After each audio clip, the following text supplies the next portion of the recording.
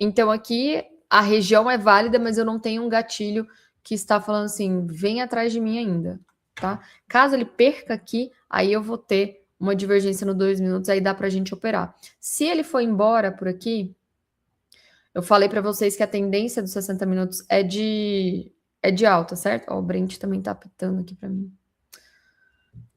A tendência dos 60 minutos é de alta, né? Mas a gente estava fazendo esse movimento aqui no 2 minutos. Ou seja, a tendência é de alta no 60, mas o fluxo é de baixa no 2 minutos. O que eu preciso que o 2 minutos faça se eu não entrar nessa operação aqui? Eu preciso simplesmente que ele inverta o fluxo. Então, eu preciso que ele perca esse fundo aqui e rompa o último topo. Aí eu inverto o fluxo, que é o que a gente chama de flip institucional. É o institucional justamente alinhando o micro ao macro dele. E aí eu posso tentar pegar uma operação no reteste dessa região para tentar voar com ele, tá? Vou marcar esse topo aqui, porque por enquanto... Vou marcar o topo e o fundo para a gente ver se vai dar entrada pela divergência aqui no fundo ou se vai dar entrada pela reversão do fluxo ali no topo. Deixa eu olhar aqui o Brent rapidinho. Qual que é o Brent na CME? Esse aqui?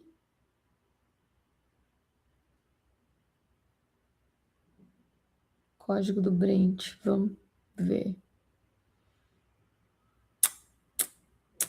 Depois, se alguém da nós estiver escutando, puder dar uma ajuda aqui. Mas enquanto isso, eu vou botar o Brent daqui do Black Arrow mesmo, para a gente poder analisar. Deixa eu fechar o chat. Aqui. Ah, boa. CL. CL.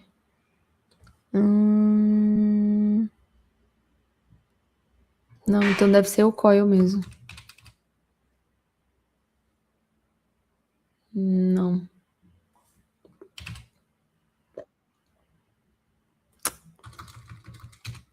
Tinha que ser o CL futuro, né?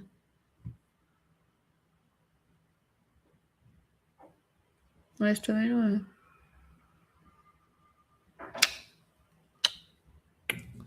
Tá. Ontem a gente viu essa puxada bizarra do petróleo, né? Foi quando avisou aí questão de notícia do... Como é que chama? Da guerra do Irã, sei lá o que era que eles estavam olhando. Talvez era os Estados Unidos anunciando uma possível guerra do Irã, teve algo assim. E aí foi quando o Brent deu essa estourada. A gente já tá... Vamos abrir aqui. A gente já está revertendo aqui a tendência do diário que estava de baixa, ele reverteu para alta. Quando que ele reverteu para alta? Quando a gente rompeu, ó, essa era a minha última pernada válida, né? Que foi a pernada que perdeu esse fundo. Inclusive, olha interessante, num tempo gráfico menor que o diário, a gente repica. Vocês vão ver nos 60 minutos, depois eu vou mostrar, que essa volta aqui é o que a gente chama de defesa do médio do player. Então, se eu pegar toda essa região, a gente vai poder falar que isso aqui foi minha referência, a minha manipulação e a minha defesa do médio do player. E olha como é um stop mais curto possível. A defesa do médio do player é quando a gente fala que o player está literalmente se alavancando. E aí, quando ele se alavanca, ele tem que chutar o preço, o ativo para fora do preço médio dele, porque se ficar muito tempo aqui nessa região, ou se adentrar um pouco, a chance é que ele vai ser estopado. E se ele for ser estopado, ele vai ser estopado brutalmente, porque está alavancado. E aí a gente vai ver aquelas velas, pá, aquelas velas assim, ó, pá, tá? Então aqui ele tem a obrigação de chutar o preço o mais rápido possível, por isso que a gente vê isso acontecendo aqui. Deixa eu ver uma coisa aqui.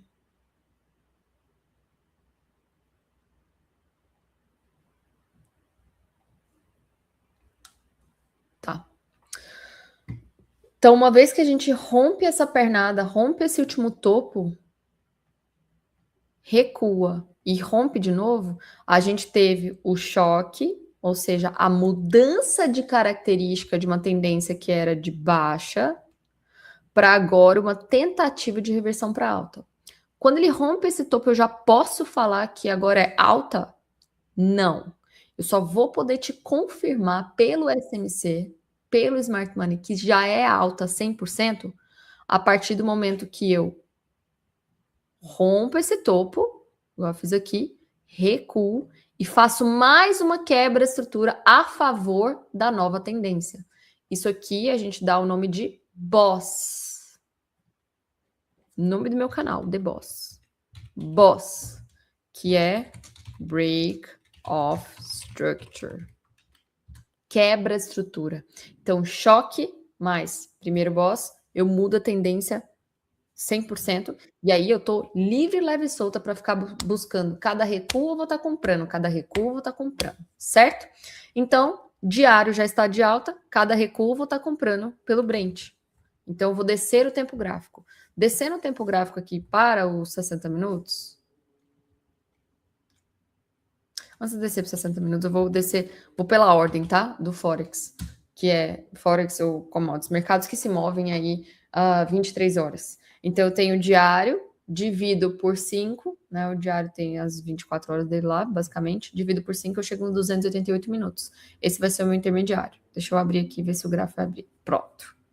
Então, meu intermediário chegou nesse patamar aqui, ó.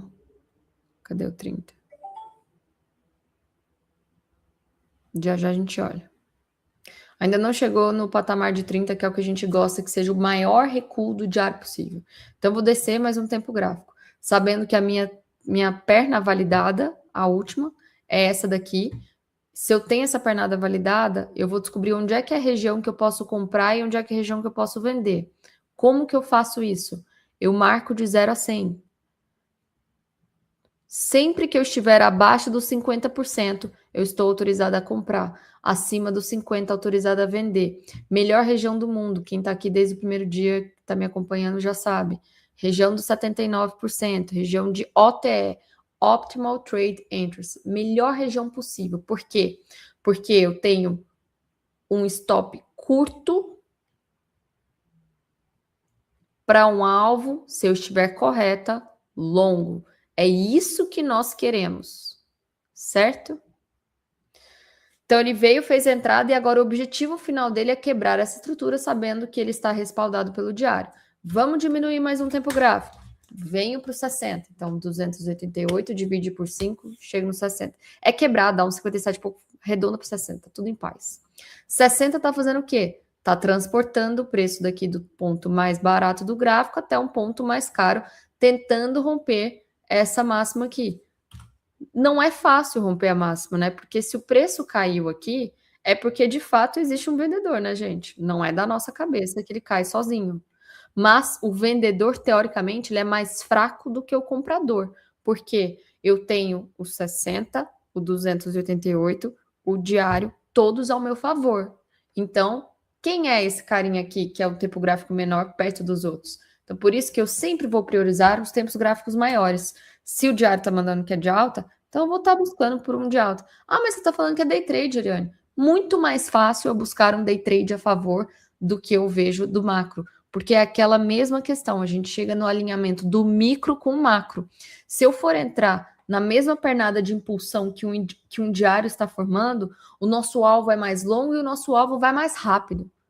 Quando eu entro contra esse cara, provavelmente eu estou pegando as pernadas de correção. E é aquela coisa maçante, aquele trade que demora horas para andar. É isso que a gente tem que ter entendimento.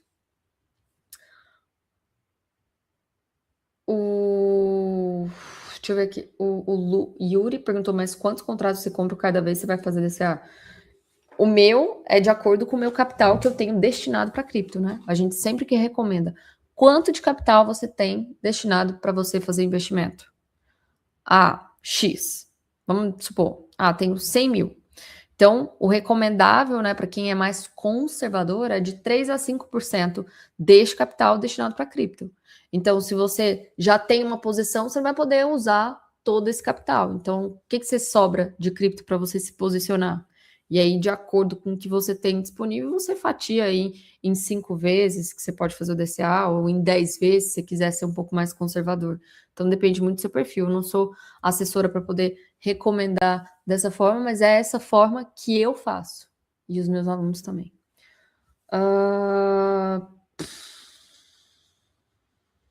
O Nabor falou que tomou stop e comprou de novo. Tô devolvendo um pouco do ano passado. Tomou stop no Bitcoin. O Bitcoin tá até subindo aí, segurando aquele dojizinho ali. Deixa eu ver uma coisa aqui.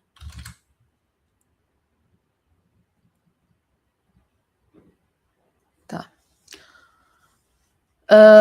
Então tá, então aqui a gente chegou no último, ó, minha última pernada dos 60 minutos, válida, foi essa aqui, né? Opa. Foi a pernada que rompeu esse último topo. Então, é a mesma história. Veja que a gente usa a mesma análise do macro e a gente vai descendo para o micro e desenhando onde há nossas possíveis entradas. Sempre visando o recuo para que eu possa embarcar para ter o maior alvo e o menor stop. Então, veja como ele respeita o word block. Provavelmente aqui, a gente... Oh, nossa, esse trade tá bonito, hein? Esse candle aqui é o que a gente chama... A gente brinca. A gente nomeou... O Stormer nomeou, na verdade. Esse candle de Candle Clinton, que é do meu sócio, né? Que ele falava que ele era apaixonado por esse candle. Aí a gente acabou chamando ele de Candle Clinton. Depois de capturar essa liquidez... Nossa, tá bonito esse trade aqui. Captura liquidez, cai na região de demanda, o rompimento deste candle aciona um trade. Problema desse trade, tá? É que eu tenho uma primeira região aqui que vai me impactar, essa primeira região de oferta. Eu tenho depois esse próximo obstáculo e depois esse. O que que eu gosto e o que que eu viso? Toda vez que eu vou entrar no trade, eu preciso pelo menos ter espaço para o 3 para 1 antes de chegar numa região que pode entrar alguma contraparte da minha posição. Então, se eu for entrar pelo 12 minutos, é ruim aqui, porque eu não vou ter... Deixa eu ver se está marcado aqui.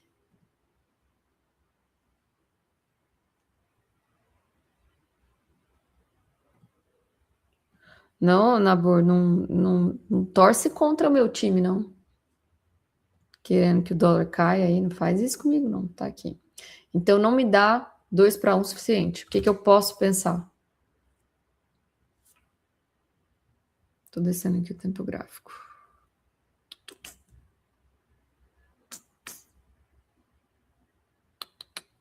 Eu tenho duas coisas que eu poderia estar vislumbrando aqui. Tem gente que uma vez que chega na demanda, né, que foi aquele 60 que a gente marcou, gosta de operar a volta da liquidez. Ou seja, o candle fechou aqui em cima, o cara já tá tomando aqui a posição. Eu acho agressivo. É bacana, mas eu acho agressivo. Porque a região de demanda é muito grande que a gente marcou ali e porque o fluxo ainda não demonstrou força para nós, tá? Pelo menos por 12 minutos. Então, para a gente tentar, se bem que aqui eu tenho até a divergência 2 minutos. Não, até que aqui fica bacana. Por que eu tenho a divergência? Porque a divergência me mostra a formação de um possível fundo do tempo gráfico maior. Então, aqui até não é de toda loucura tá tomando, mas as pessoas eles não olham nem a divergência, só vai tomando aqui e não vê nada, só vê região. E eu sempre gosto de utilizar dois termos, né? É região mais gatilho, é trade location. Então, aqui até teria sido possível a tomada de posição aqui com stop aqui. E aqui o ruim não, o bom é que nós teríamos um risco-retorno muito top. 3 vezes o risco até aqui, antes de chegar na minha região de oferta.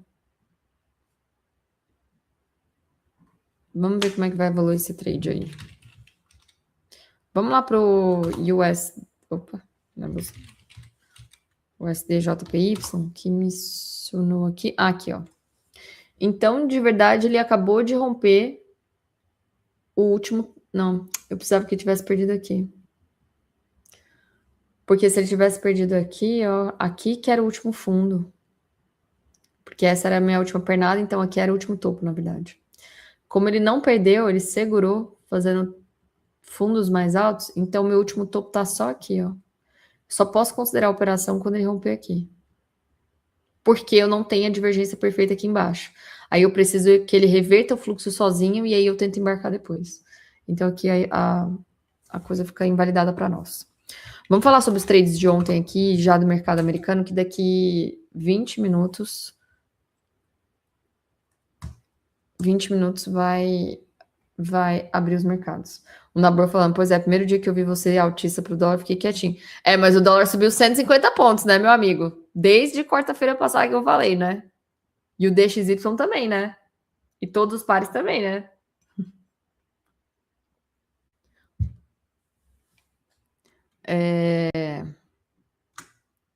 Tá, esse aqui foi o trade que eu tentei realizar ontem, porque eu estava considerando que essa daqui era a nossa região, né?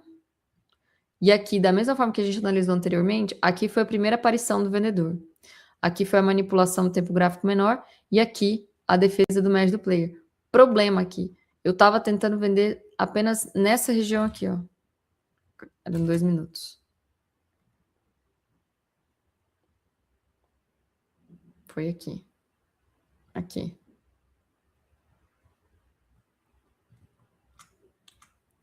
Eu tentei vender no início desse order block aqui, fui estopada. Aí, como eu fiz uma entrada por rejeição, ele acionou meu trade de novo quando ele veio para cá. Aí eu estopei de novo na mesma região. Eu falei, não, agora vamos esperar. Quando ele veio aqui e começou a rejeitar, aí eu falei, não, agora eu vou fazer o último trade. E aí eu coloquei a minha entrada aqui e o meu stop aqui. E ele veio fazer essa sacanagem comigo. Aí o que eu tive que fazer? Eu falei, beleza, então aqui, como quem entrou nos 3, não dá para fazer mais nada. Agora, quem não entrou, dá para reentrar na perda, primeira perda de 2 minutos. E aí esse foi o trade que acabou pagando. Em contrapartida, Nasdaq foi alvo 6 vezes, né? O Nabor, você tinha vendido, aí você estopou e você vendeu depois? De novo? Foi aqui o trade de Nasdaq. Olha o tanto que foi perfeito esse trade. Se eu não me engano, foi aqui, ó. Se eu não me engano, o Nabor tinha vendido aqui, né, Nabor? Tava segurando nesse order block aqui. Depois ele acabou estopando. E aí aqui eu fiz a entrada... Sinalizei a entrada para vocês. Foi na rejeição desse bloco aqui, na perda dessa mínima, stop aqui, e aí ele desceu o alvo cravado. Não vendi, peguei uma compra no final do dia. Ah, boa, boa. Muito bem. Bom, mas o que a gente tirou de conclusão, né? A visão estava certa, mas a gente não pode ter só a visão, a gente tem que ter o timing correto, né?